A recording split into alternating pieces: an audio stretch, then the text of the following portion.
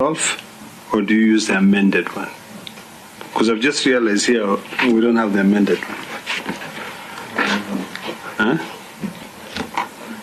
You know, when they carry out these miscellaneous amendments, like the one I wrote about today in the dailies, do you use that? Because I don't want to mix issues here, because I would have another question to ask you. Because I mean, I'm just saying we have the 2012 here, but it's not the one that is in use by the Auditor General, or do you use this one? Honorable Chair, the anchor PFM law is the PFM 2012, and then any subsequent amendments becomes part of the criteria that we use to measure against performance. So all amendments are taken into consideration whenever they recur, because they are now the latest. So you have the PFM Act 2012, and then you look at the specific paragraphs or areas or sections of the law that have been amended, and they are the ones that are applicable at that point in time. I think the question is, are you aware that we have old law with us? And also, so you use... How is she supposed to answer? So you use the 2012 as amended, correct? Yeah. Because the reason I'm asking you that is, I know the law requires you to audit the consolidated fund, the county revenue fund, and this other one called what? The equalization fund.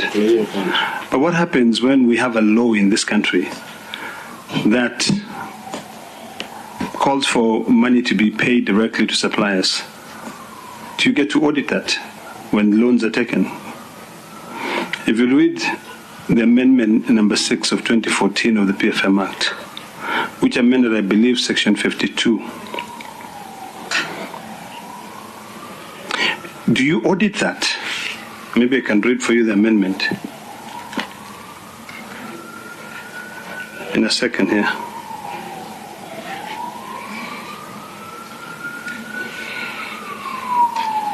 As you read out, members just note that we are done with this report. Yes. We have gone to the last page. So any other issue you are raising is not in this report. But since the auditor is a very rare person to find, we might ask the same. You may ask questions. So I'm just looking at your questions. Section 50. I don't know whether you audit, because back in 2014, March 26th of 2014, the PFM Act was amended and Section 50 was amended. I believe even, I think 50 and 52 actually. I believe in even the number one, what number are you? Number 344 ODM member does not even know this. So it says Section 50 of the Principal Act is amended by deleting Section 7, where it gives a cabinet secretary powers to do the following: disperse directly to the supplier where the loans is raised for the purpose of financing goods and services provided by a supplier outside Kenya, or in the case of an external loan or external government security, applied in part to pay at closing expenses associated with the borrowing, including but not limited to the fees, commissions, and expenses of lenders, financial arrangers, brokers, managers, book runners, fiscal agent, trustees, paying agent, exchange. Do you get to audit this? Because this is where we found ourselves, where we've taken a lot of loans and they are not audited by you. That's an extra question. It's an extra question. Yeah. And I actually, there was a disclaimer. Yeah. Thank you, Honourable Chair. I think the Honourable Member is asking whether we audit public debt. We do audit public debt, and you have seen our reports in the public domain. Indeed, they were quite prominent in the media, both socio and mainstream media. That is not my question. But no, let me go to your question now. Because you asked, do we audit? Now, if you look at this amendment you're speaking to, the date of commencement is 2nd November 2023. So I expect that as we are auditing 23-24 financial year, this now becomes a criteria for audit. So my staff are looking at these issues and you'll be given reports on this. So does that mean as from 20, because this is actually very clear, and Mr. Chairman, thank you for allowing me to ask this question. Does that mean as from 2014 to 2023 November, there is no money that has been borrowed and paid directly to suppliers by the Cabinet Secretary of Treasury? Because you say the commencement is from November 23rd of 2023. I'm just asking out of curiosity. Chair, I would have to look at the agreements for every borrowing or loan on what are the terms, because you have some loans where the terms are that the people who are either providing a service or coming to either implement a program, the monies will be paid into their countries. So that will depend on a case-by-case basis.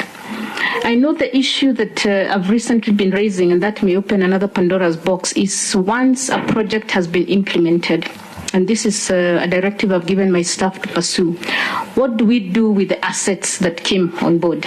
Are they being re-exported? If they're being re-exported, how are we accounting for that? Are they being utilized within the country? Then who is taking them on board? I'm just digressing, but as I said, it goes on a case-by-case basis. So I cannot say no, I cannot say yes, unless we go to the nitty-gritty of each of those agreements. Another is also asking whether GMDs have read the report.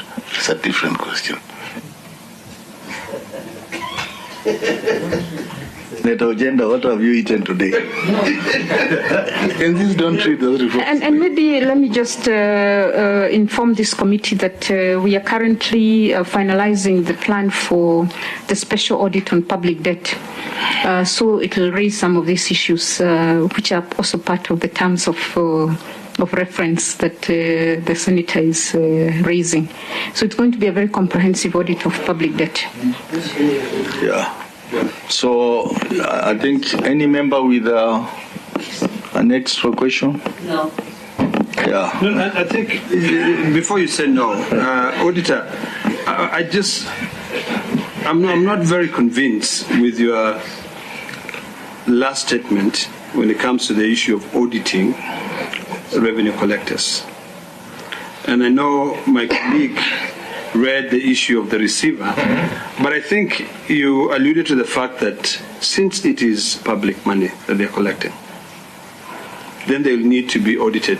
Should I conclude by saying that based on our discussion here, you're going to issue a memo or maybe a circular to counties and tell them that you will also be auditing the collectors? Just to be able to ensure that whatever is being deposited in the county revenue fund is indeed what has been collected. And to a large extent also, counties are now also procuring debt collectors. So these debt collectors who are being procured by counties, how is the arrangement? Do you treat it the same way as envisioned by Section 109 of the PFM Act, Article 207 of the Constitution, where all the money is deposited and then the revenue collectors are paid? Or do you allow the revenue collectors who maybe expend out the money to pay lawyers, to do all these things, to cut out their expenses and then remit whatever they are collecting to the counties? And would you be able to audit that? Because there are so many loopholes when it comes to the issue of management of public, especially ONSOs and also public money, that if you don't think outside the box and try to look at all those places, then you will not be able to, you'll just be giving us figures, but I'm sure those people who are collecting and reporting will just be laughing and saying, it's just giving us what we know. You know, and then finally, and this is another area that I may want, and you know you and I always have these conversations in details. Finally, KRA collects revenue. Other agencies collects revenue. Counties collects revenue. Do all these figures match? with proportion. Like, for instance, if you go to a county that has got tourism activities, there's a levy, which is a catering levy, that is a percentage of the occupancy or whatever the hotel sells.